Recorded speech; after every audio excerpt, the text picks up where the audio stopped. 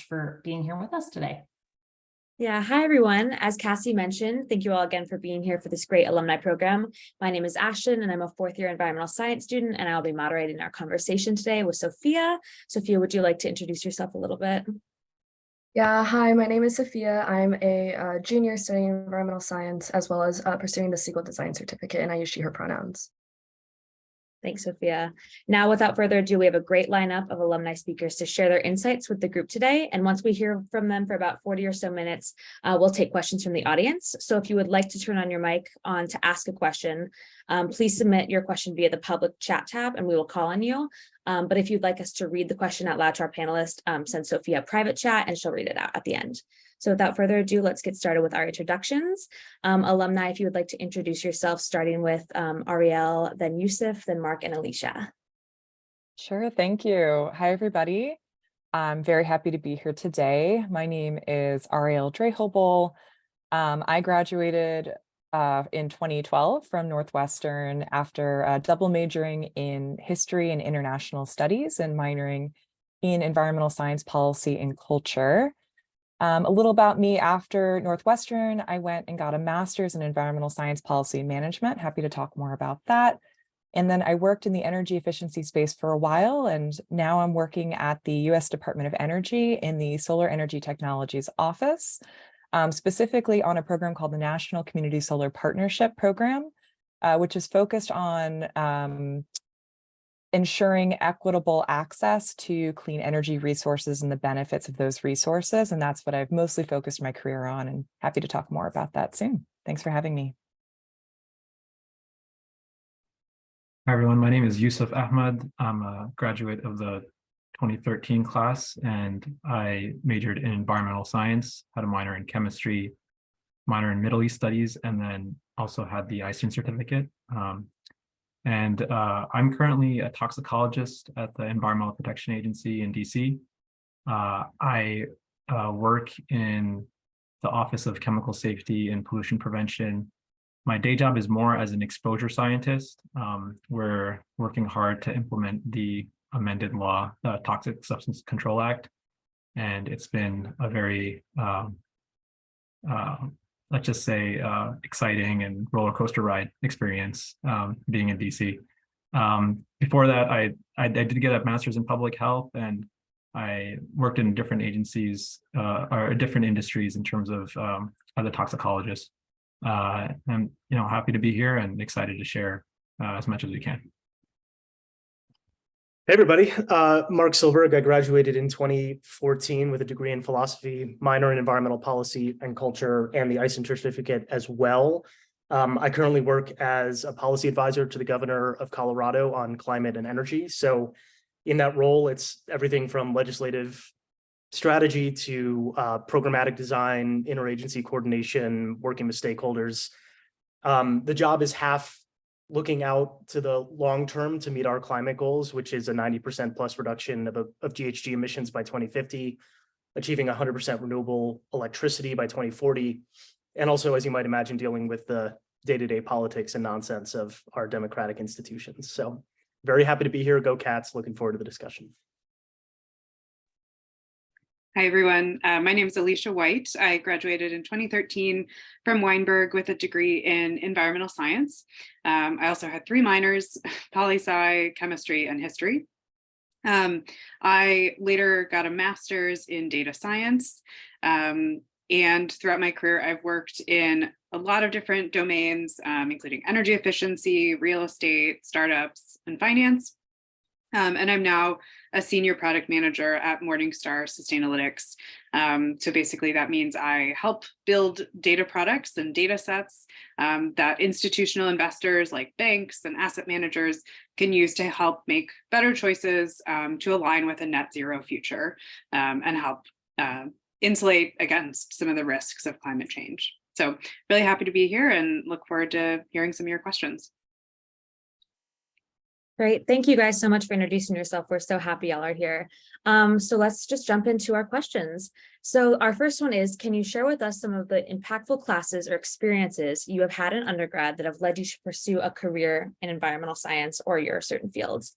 And I would love to start with Ariel. Sure.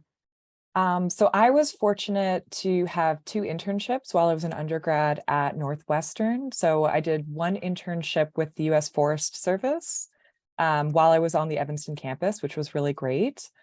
And I also participated in the Environmental Field School, which was, I'm not sure if it is still happening. I hope it is, but it was a summer program where I was able to intern for the National Park Service. And I was in San Francisco for that, which was really awesome. And I learned a lot from those experiences.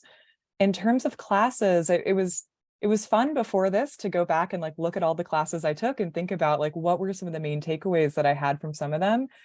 And, you know, I majored in history and I took a lot of classes on the history of the environment and conservation. And I think I took a class on history of the environment where we read a lot of work from William Cronin, who I think really changed the way that I think about the wilderness and what how environmentalism should be in terms of the idea that the wilderness is a human construct and that preservation needs to include people who have been within the environment for a long time. So I think that was really impactful for me, as well as a class I took on conservation psychology, which combined psychology with environmentalism, which really led me to an interest in behavioral environmentalism and behavioral change, which impacted my career at different points in time. I'll stop there. Thank you. Let's move on to Yusuf next. Yeah, it's hard to remember all the different classes we've taken. I also had 2 minors. So I really like the fact that we had the ability to take, you know, not classes just related to our major, but classes from other fields as well. But in terms of environmental science, I would say one of the courses that I took that I didn't know would be so valuable was the quantitative methods on ecology and conservation course. And the reason I took it was more because I wanted to learn R programming. And that was when we weren't coding in RStudio or anything, it was even before that. I didn't know much about ecology and conservation. That's not sort of where I fit in terms of environmental science. Northwestern I don't know if they have toxicology courses, or I didn't really know what toxicology was until I had graduated, but I knew I liked that interface between environmental science and chemistry. So I had the opportunity to take a lot of chemistry courses as I was pre-med. I'm sure you all know about organic chemistry and others, but there was also green chemistry. There was an environmental microbiology course that was pretty great. And it was awesome to be able to take a bunch of different things from the different schools as well. Thank you so much. Let's move on to Mark and then wrap up this question with Alicia. Yeah, so I would say, first of all, as a philosophy major, one of the more foundational classes I took was in environmental ethics, and I actually did my thesis on the topic. And what's been interesting to observe, particularly in the political world, is how oftentimes there's really a difference of opinion at the principles and values level, and having that frame of reference on the structures and mental models of thinking that drive preferences in policymaking. A lot of that came from my experience in philosophy. I would also say I was lucky to take a seminar my senior year. It was just me and one other student with Lynn Kiesling, who's an economics professor, on the history of political economy. So looking back 200 or 300 years, how have we come to build the economic, political, and regulatory institutions, and what is the underlying theory behind those? And as you might imagine, that feeds really nicely into both environmental law, but also utility regulatory policy as well. And again, the opportunity to dig deep on the theory and then think about how it's applied in sort of the public narrative and discussion. And then lastly, I took one environmental law class, which I happen to use almost every day, particularly around Clean Air Act stuff. And so I would definitely recommend getting a foundation in particularly all of the laws passed really under the Nixon administration and how that's fed into both the good and bad on everything from permitting to air quality regulation to water quality and quantity. But I would say the most impactful experience I had at Northwestern was really not a class. It was the opportunity, both living in greenhouse my freshman and sophomore year, and then through institutions like the Northwestern Energy and Sustainability Consortium and in ISIN, to interact with folks who are outside of my direct area of academic experience. So some of my best friends were in Kellogg MBA programs or in PhD programs in material science or entrepreneurship programs or environmental engineers who have all gone on like these great people to do wonderful work. And having that understanding of the different approaches people take to solve the climate problem and how they all fit into the system has been immensely valuable. And it also lets you speak different languages. A conversation with someone on the business side is, as you might imagine, quite different than those on the science and research side versus those that work on emerging technology. And we need all of those perspectives to solve the problem. But it is important to also work between them. And I've been very lucky in my career to sit at the intersection of those different perspectives.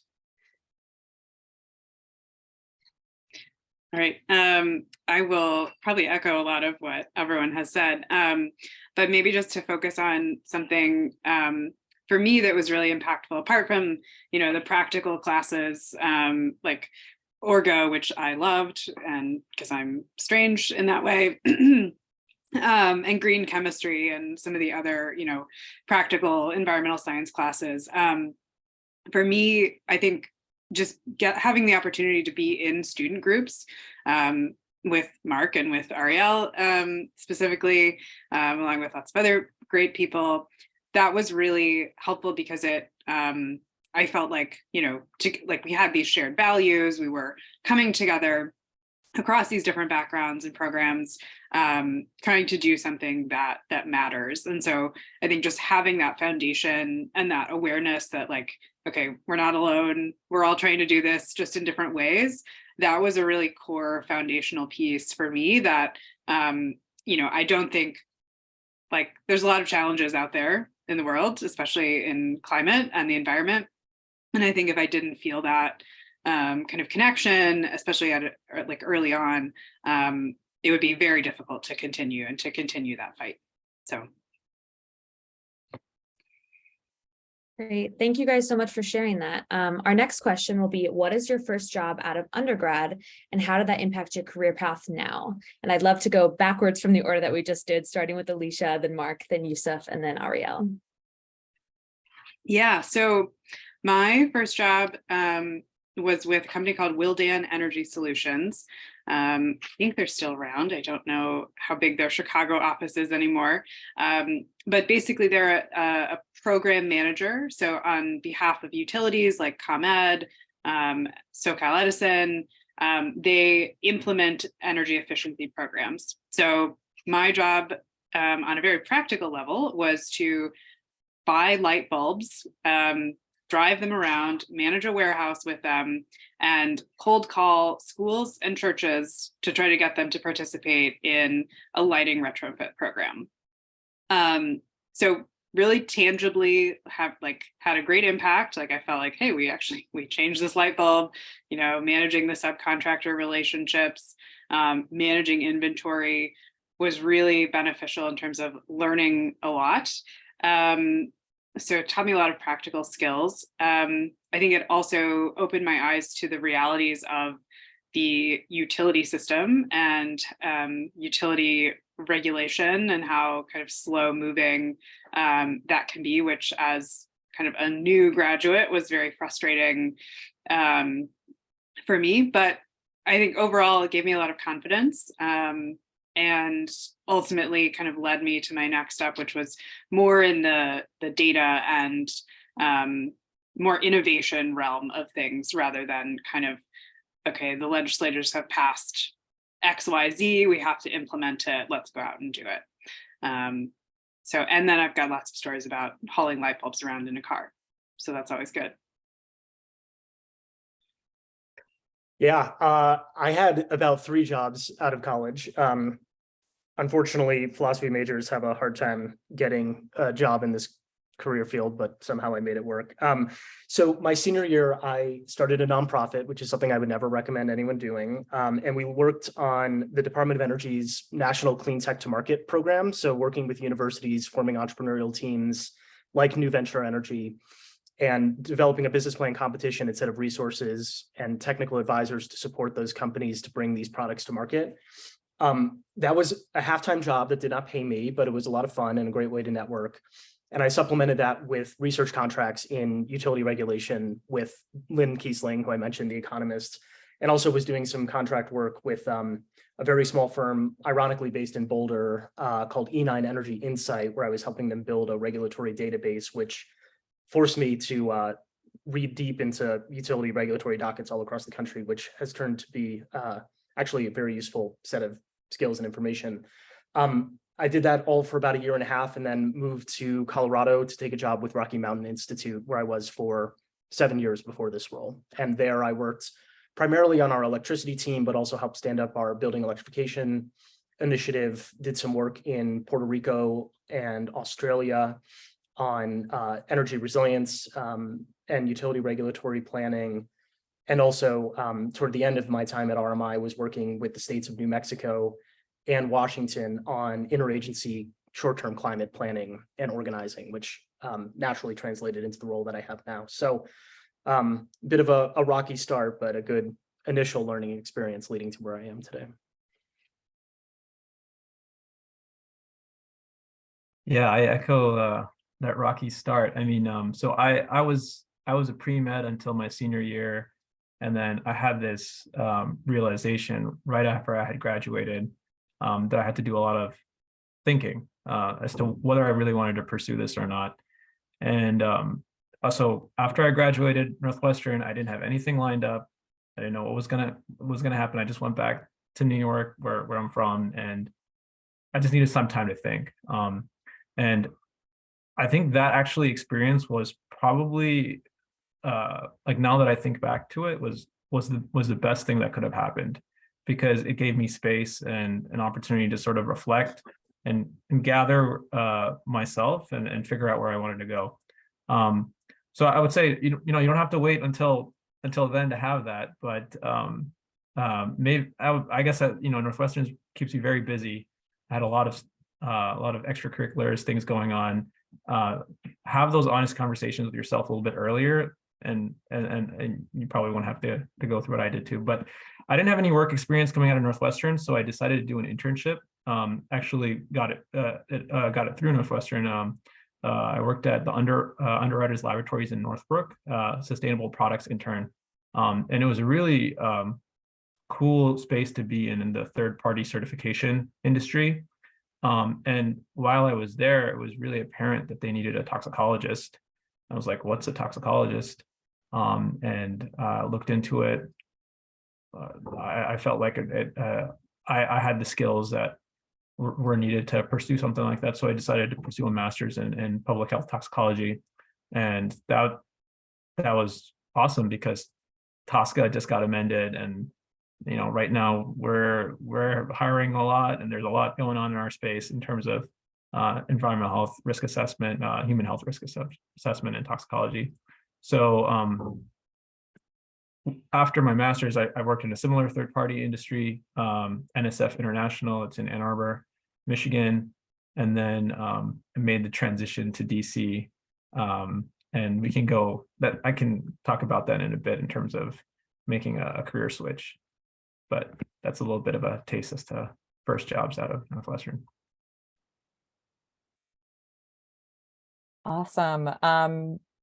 For me, during my senior year at Northwestern, I was working with the fellowship office to apply to some, you know, different kind of like international fellowships. Didn't get most of them, but the one master's program that I applied to, officially, I did get accepted to. So I did an Erasmus Mundus master's degree, and I'll put a link in the chat if folks are interested in checking those out. Right after I graduated. So these are degrees that are put together by the European Union, where you study at multiple universities for 2 years while earning a master's. And mine was had the acronym MESPOM, the Masters in Environmental Science Policy and Management. So I studied in Budapest, Hungary at Central European University, in Lund, Sweden at Lund University, and at the University of the Aegean on Lesbos, Greece. I would say part of me thinks it might be better to wait to go to do a master's degree, because I feel like if I was going to do a master's degree now, I'd probably want to study something different or maybe more public policy. But I feel like I learned a ton by doing this, especially right out of school. In terms of, I feel like there are a lot of different perspectives on environmentalism. I had classmates from over 30 different countries, and we studied, kind of different perspectives than I studied at Northwestern on some topics around policy. So I feel like that was really helpful for me to think about my career and got me really interested in the energy sector in particular. And then moving back to the US after that, after I finished my master's, I really wanted to move to DC. I felt DC had a lot of environmental nonprofits and a lot going on. So I did an internship with the US Climate Action Network, which is a really small nonprofit that networks other organizations on climate change.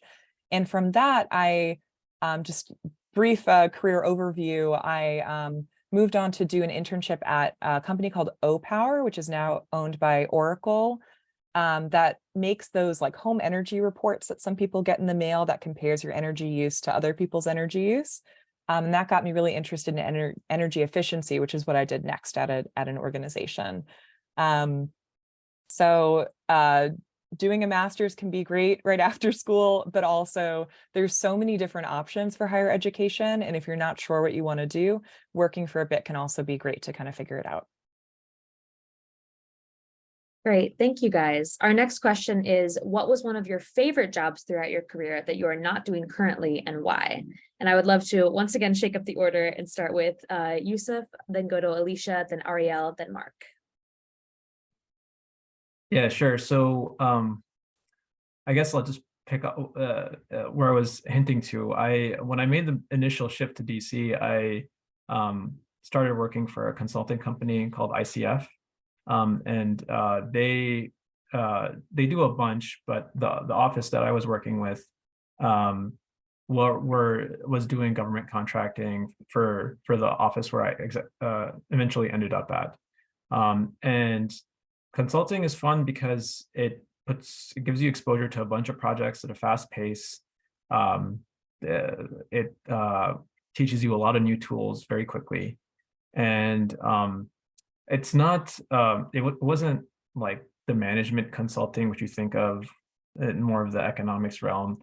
So it doesn't dominate your life, it doesn't but it is to the point where you're pushed and you're learning and things are moving fast. So that was a really, I think, gutsy move on my part, because I took a pretty big pay cut. I had a pretty comfortable job in Michigan, like DC, doubled the cost of living. But I think it was a really important decision to do that, because you want to constantly be pushing yourself, especially when you're younger, yeah, take risks. And it eventually ended up paying off pretty well with landing me a job at the EPA and on from there. So yeah, and I really enjoyed that job while I was there. Yeah, so I really wanted to say my current job because I really like my current job. But so this was actually my second job. So after the Wildan and after the light bulbs, I worked for a company called GoBee. And I actually worked, kind of got the job through another fellow Northwestern alum, which is kind of a big thread in my career. So GoBee helped commercial real estate companies, so companies that own or manage real estate, to measure and manage their energy, their water, and their waste. We helped, companies get LEED certified with their buildings, get Energy Star awards. submit to different industry benchmarking tools. And I think what I really loved about that was just working with a ton of super smart people who were all really passionate about, saving the environment. And but almost more importantly, it really exposed me to working with data. So this was where I kind of realized I love working with data. I was building dashboards. I was running analytics reports. I was, working on the back end of a software platform that we custom built, and that really prompted me to go ahead and get my master's in data science, because I realized, hey, I really like telling stories with data, and I don't have, because I didn't take any programming classes or anything in undergrad, I don't have the technical skills to do that. So I'm going to go get those. Yeah. And so I think just being able to create things, build things, and see the benefit of those, data coming to life in stories was a lot of fun. And obviously kind of as a product manager that's building data sets for companies was a really important foundational step in my career. Awesome. I would say that my favorite job, besides the one I'm doing now, was working at the American Council for an Energy Efficient Economy, where I worked for about 6.5 years. ACEEE, as it's known, is a nonprofit that focuses on energy efficiency policy and provides technical assistance to states, utilities, local governments. And in my role here, I'll put a link in the chat if folks want to look at some of this stuff. I had the opportunity to do a lot of research as well as translate that research into policy and technical assistance, which I thought was, really exciting and impactful. I co-led the 3 research reports that ACEEE did on energy burden in particular, which is a metric that a lot of states and cities and stakeholders are using to measure energy insecurity. Energy burden is the percentage of income that a household spends on their energy bills, and it's a way to recognize disparities in terms of who is overburdened by the current energy system and who may be more in need of policies to address those inequities. So I learned a ton by doing that research and by then working on technical assistance projects with others. I also learned a ton about the utility sector. Digging into dockets, as Mark was talking about before, can be really complicated, but is a good skill to learn because there's a lot of important policy work that happens within the energy and the utility sector in particular. And it takes some targeted expertise to learn about that. So I really enjoyed working at ACEEE. If you check out the organization, they do have paid internships for undergrads. So if folks are looking for internships, it's definitely a place you could check out either over the summer or during the school year if folks want to be in the DC area. Yeah, so for me, when I was a sophomore through the ISIN program, we invited, and I think Patricia will remember this, Justin Gillis, who was a climate reporter for the New York Times, to come speak on campus.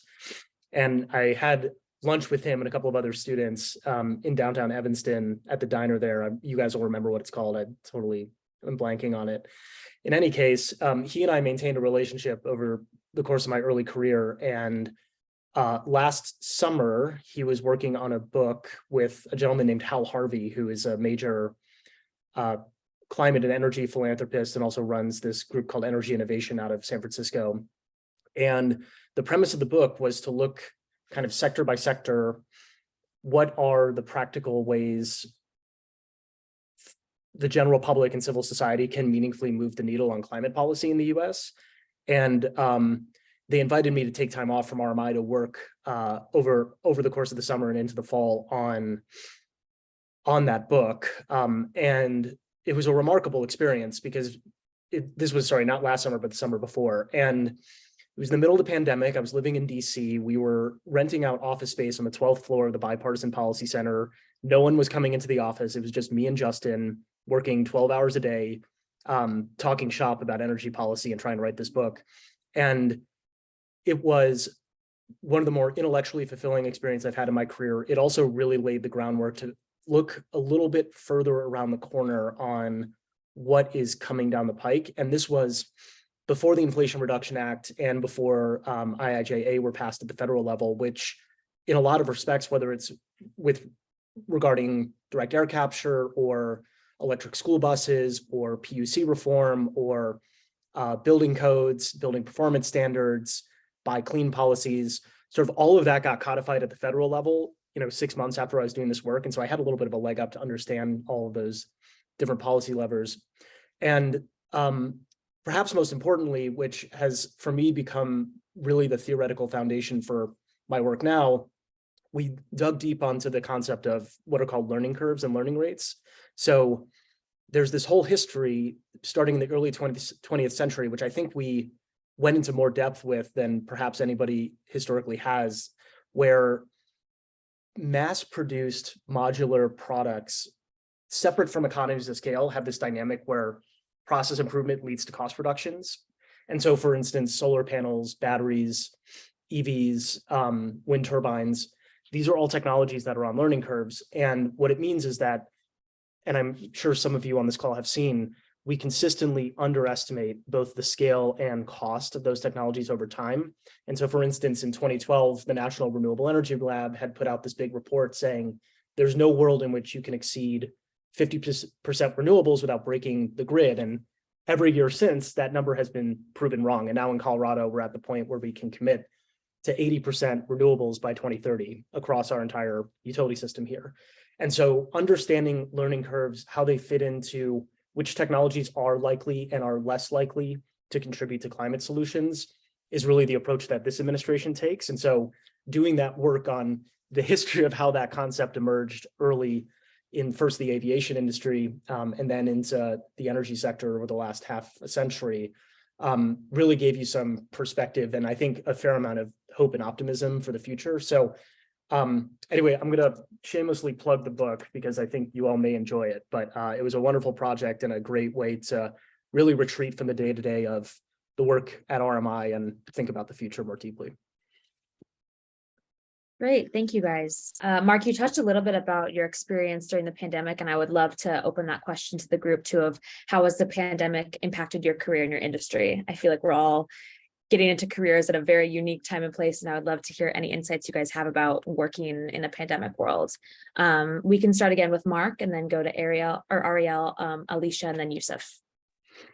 Yeah, well, I was on a trip to Southeast Asia, Thailand and Laos, when the shutdown happened. I landed at Dulles Airport and had a voicemail from our HR person, and she said, "Hey, just saw you were in Asia. You should probably not come into the office for a little bit, but we're going to take time off, and people will work remotely, and at some point we'll get back into the office, no problem." And then, of course, 2 years later, we were still working remotely.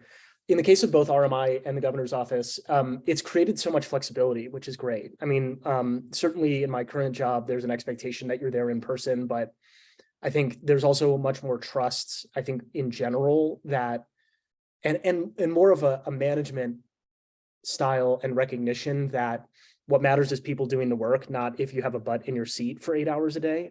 And that's always how I've approached my working career is, don't tell me how long I need to be here as long as I get the job done. And so that's been helpful. I find Zoom calls exhausting. Like, this is the first time I've had my camera on in a meeting in 6 months. So set expectations for yourself. Like, you don't always have to be on camera. Phone calls and conference calls are totally okay. And oftentimes somewhat more creative and less exhausting. But, we're, at least in Colorado, our rates are very low. And so things are sort of returning back to normal. But that flexibility has been really helpful to be able to go out and ski on a weekend and take calls, on a long weekend out in the mountains. That was something that before the pandemic, you really couldn't do in this job. Yeah, I feel like the pandemic really did change work culture in a lot of ways.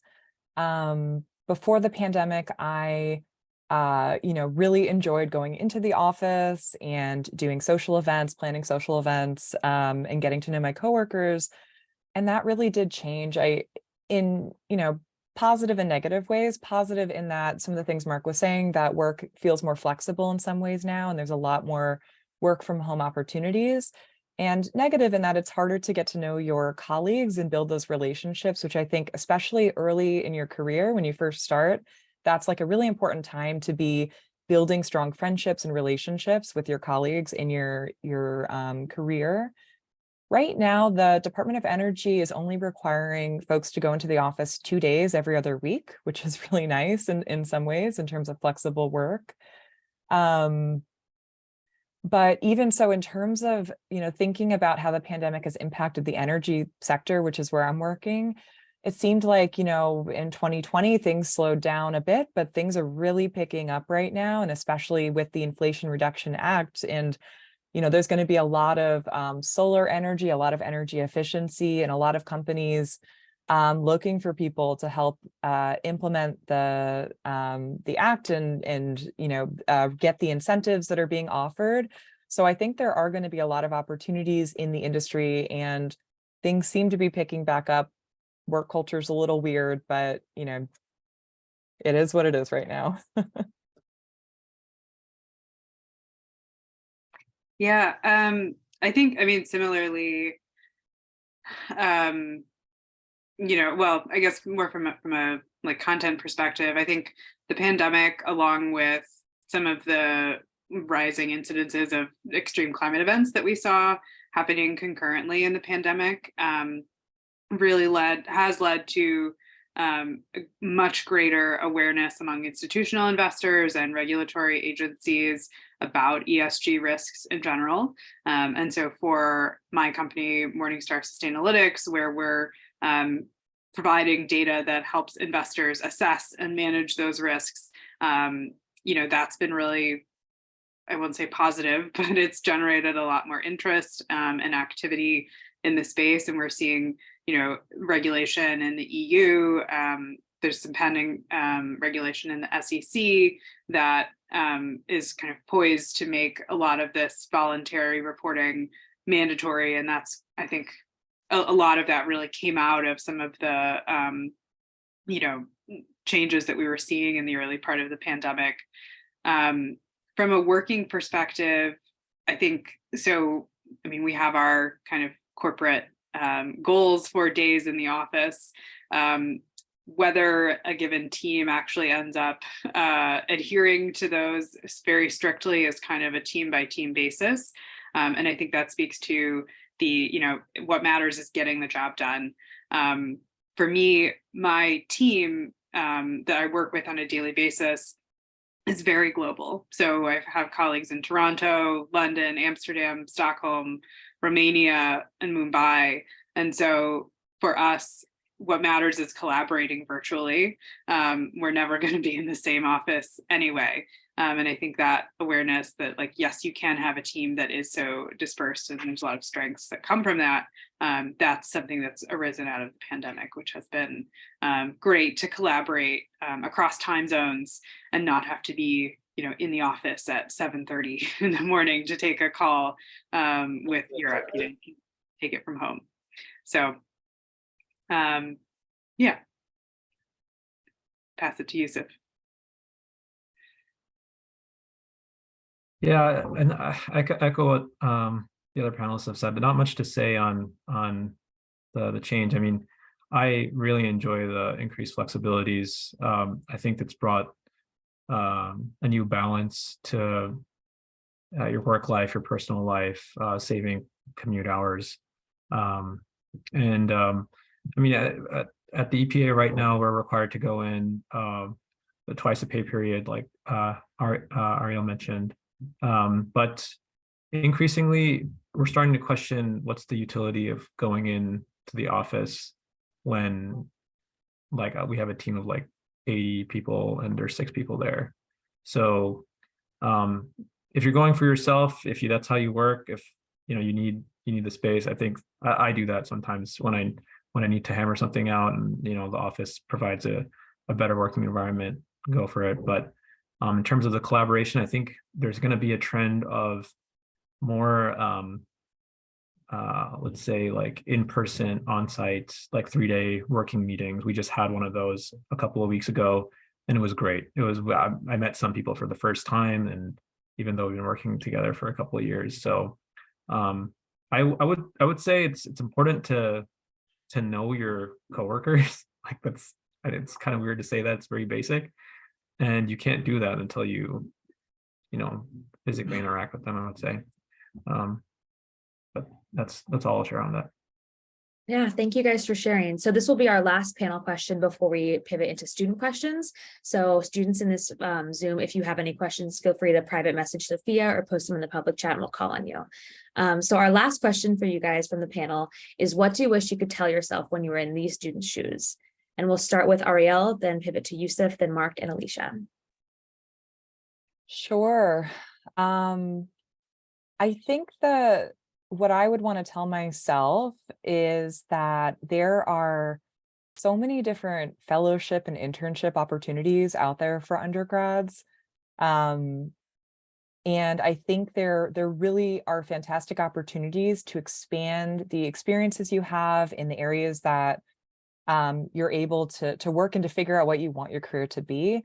And I did post in the chat, there's a fellowship called the ORISE Fellowship, which places recent undergrads in the Department of Energy and other federal agencies for up to 2 years, doing really amazing work. And I work with some of those fellows now. And, some of these are opportunities that I wasn't quite aware of when I was an undergrad. So I would suggest really looking into what are the types of organizations that interest you, who's doing great work, and keep an eye out for internship opportunities there. I think also there's also great opportunities out there to attend conferences, which can be a great place to network and meet people. And often there are some scholarships to help undergrads attend. So I definitely check those out. Some that I really like are the RE Plus conference, which is a huge renewable energy conference. It's going to be in, I think, Las Vegas this year. And I also really enjoy the ACEEE Summer Study for Energy Efficiency in Buildings. That's a conference that won't be happening this year, but will be happening next year. And they have scholarships for undergraduate students to attend that. That's my advice. Yeah, there's so much that could be said. I would say, as students at Northwestern, we have a tendency to overbook ourselves and be hard on ourselves. I would say, take time to reflect on why you're doing what you're doing, and don't ignore the people that are around you, because chances are, if you don't have something figured out, there's somebody right next to you who's thinking the same thing. And it helps to have people that you can take advice from, the staff, the professors, your fellow classmates. Every single job that I've gotten, except for one, has been because there was a relationship, there was somebody I knew that helped me either apply or figure out, or it was somebody at a conference that I spoke to. And that goes a really long way in, progressing. And I would also just say, like, when you're a student, there's so many opportunities available to you, what Ariel mentioned, that aren't available to you when you're not a student. So it's important to take advantage of those opportunities when they're there. Am I next? Yeah. Okay. Yeah, I mean, it kicked me under the table because this is probably, as part of a school sanctioned event, not exactly the right thing to say. But in my experience, yes, your degree is important. Yes, the classes you take is important. In about 5 years after you graduate, what will matter most is who you know and the relationships you've built with them. In the energy field, Chicago is a remarkably collaborative and also very small community. And that's true nationally and internationally. The folks you meet in school and in the course of your career, you will cross paths with many times. And oftentimes either you are in a position to help them or they are looking to help you. And so I would strongly recommend, spending time out in Chicago. Go to clean energy drinks or green drinks or whatever is going on that lets you network with people in the business community and at other universities and in the national lab system and in startup companies. They will show up throughout your life, and the sooner you start to build those relationships, the better. And luckily, Northwestern is a place that I think has a very practical approach to a lot of this work beyond sort of the academic. And, if you're able to work on a startup through Nuvention, do it. If you join a student group that networks with folks outside of Weinberg, do it. Those are the things that have been most valuable to me. And something that I wish in a certain respect I had paid more attention to rather than being so focused on, the GPA and the classwork. Yeah, I'll echo, I think, essentially what everyone else has said. All of my jobs, except for one, have been through a connection. I was recently speaking with a connection about a potential role, and it turned out that the hiring manager is best friends with my first boss at my first job, and had no idea. So yeah, all those little surprises will be right around the corner. But I guess my biggest advice would just be, you don't have to do it all at once. And you're not going to get it all right the first time, and that's okay. I think it's easy to think, oh my gosh, I'm jumping into the job market. I have to land the perfect job that's going to set me up perfectly for the rest of my career, or else it'll go terribly. Maybe that's just how I thought. But, each job is just a new opportunity to get a little bit closer, to learn more about yourself, to learn more about the industry, what you like doing. So it's okay if you don't like where you first start out. You're going to have a lot more opportunities after that.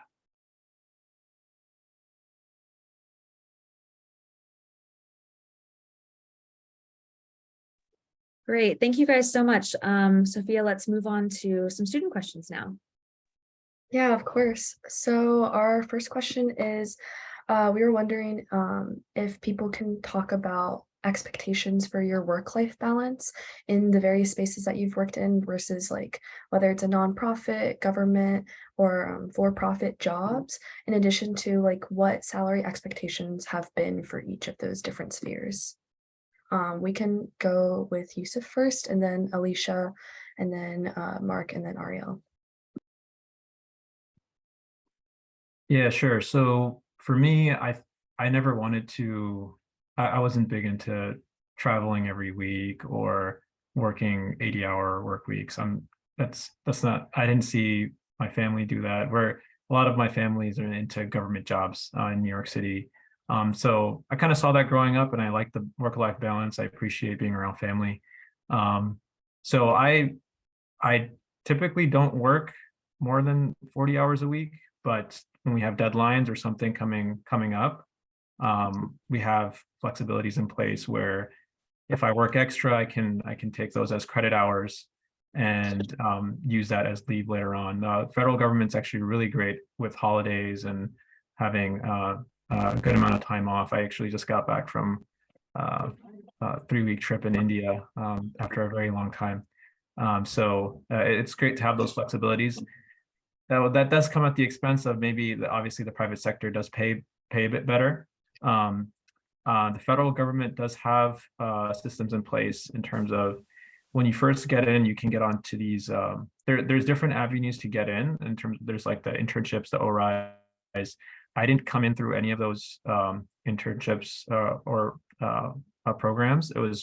I was a contractor before, and then I jumped over. I was on a ladder. So federal government salaries are all publicly available. You can look at the pay scale. It's not, I guess, the most, you don't go into your career environment just to chase money. And at the end of the day, you have to make that decision. What's that balance that you need to live the lifestyle that you want to live? Talk about it more if anybody has follow-up questions. Yeah, my background does not involve any government roles. So I can maybe speak from the perspective of startups and, corporate companies. So I feel very strongly about work-life balance. I think it's really important, and it's really easy, especially in the environmental field or in the startup, if you add a belief in mission plus a startup environment, it's really easy to let your boundaries just slip away, and suddenly you're working really long hours because you think that's what needs to happen. And I would encourage my past self just to stick up to those boundaries a little bit more strongly, like really think about what you can reasonably give and what you're getting from any given role.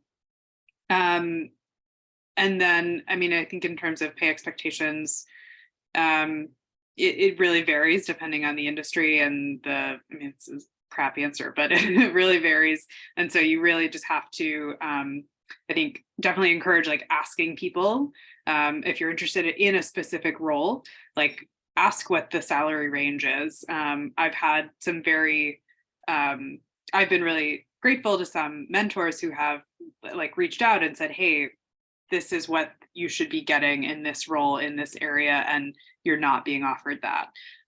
So definitely, ask around and find out what is a reasonable amount for a given role in a given area. Yeah, building off that a little bit. So one word of advice might be, so for instance, my experience at RMI, it is somewhere between a consultancy and a mission-driven nonprofit. As a consequence, there are a lot of intrinsically motivated people who do tend to work way too much. On the other hand, our compensation at RMI is a blend of sort of private, fully loaded management consulting rates and nonprofit rates, which is great. That's not true for most nonprofits. And what I would caution against is letting the mission delude you from getting the compensation you deserve. A lot of people make that sacrifice, and I think it's really unfair and manipulative. There's a great podcast about, I think it's called "Is It a Cult?" Something like that. Anyway, there's one around the cult of nonprofits, which talks about how, in many cases, mission-driven organizations say, "Well, you're doing this really important work, so you deserve to be paid less," and that's absurd. So don't take that. In terms of work-life balance, in my experience, so RMI is a wonderful organization, but it's very intense. I worked probably too hard in that job. In the political appointee world, which is, I think, somewhat different than a typical government job, we are sort of from the top down very clear that we have 4 years in this role, and the expectation is that you're going to make the best of that time. And so, in conflict with my previous statement, we sort of laughed at the idea of work-life balance in the governor's office, because for us, this is the one time window we have to make a huge, huge impact very quickly, and then it'll be over and you'll miss it. So, that's been my experience. I'm looking forward after this job to starting a bar or something and like taking time off. But for the time being, I'm really hustling.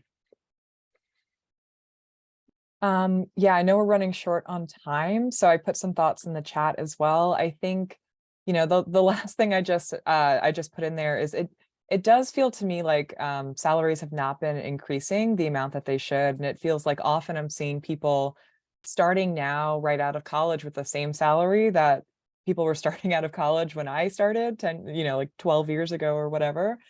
So that's definitely a challenge. In terms of work-life balance, I agree with what Mark said. I think nonprofits, I think some people are able to put up some good boundaries on how much work they're doing. But there are some people who will probably work more than they should because of that mission piece. I feel like federal work, from my experience, it seems like there's pretty good work-life balance unless you are like in a really high position, and then there's just so much work to do that it's really hard to do that in a 9 to 5. But I would say something that I regret not doing is I didn't negotiate my salary when I started my first job out of my first official job. part of that was like the circumstance, but it really does set you back if you don't do that. So definitely do your research, look at, I put in the chat like Glassdoor, Payscale, talk to other people. It really, keeping salaries not transparent is a way to not be paying people equitably. So it's really important to have salary transparency. So do your research, talk to folks, and the worst that can happen if you ask is they say no. So definitely ask. Thank you all for sharing. I know we only have a few minutes left, but do you have any last minute networking advice before we close? I would just say talk to people. I feel like I've seen people come up at our booth at a conference and they're just looking at us. They're not talking. So, you have to be vulnerable and share where you are for somebody to be able to help you. And that's just one comment. Yeah, I would say be honest and like don't be afraid to ask the question that you really want to ask.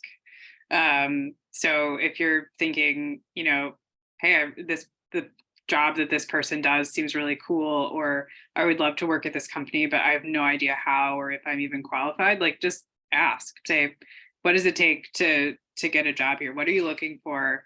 Can you help me? Even literally just, can you help me? I think for the most part, if you can find some kind of connection, whether it's like you're an alumni, I'm sure any of us would be happy to help you, but any kind of, just ask people for the things that you want, and more often than not, they will give them to you. Yeah, I'd recommend also, I think informational interviews can be really great. And I would recommend if you reach out to do an informational interview with somebody, to be prepared. So really do your research on, why you want to talk to them, what it is they do, plan questions, and just recognize like a lot of folks, like, speaking for myself, I don't have a whole lot of time. I am very booked up during the days typically. So, really make good use of that time and, be thoughtful about the asks that you have and the questions you're asking. But it is a really good way that you can learn more about the industry, make connections with folks. And often too, if you do informational interviews, folks will think of you and could reach back out when opportunities open that you may be a good fit for. So definitely recommend it, but definitely do your homework for it. Yeah, don't waste anybody's time. I will say though, people like to be mentors. Like there's a reason we're here, right? 10 or so years after graduating is we want to see you all succeed. And so coming in and saying, I'm a student, I'm looking to go into this career, tell me about your experience. Like everybody loves to talk about themselves, present company included. The other thing I would recommend is there are a couple of really good national job boards. The ones that come to mind, or the one that comes to mind in particular, is called ED's Clean Energy Jobs. You can search it online and just sign up.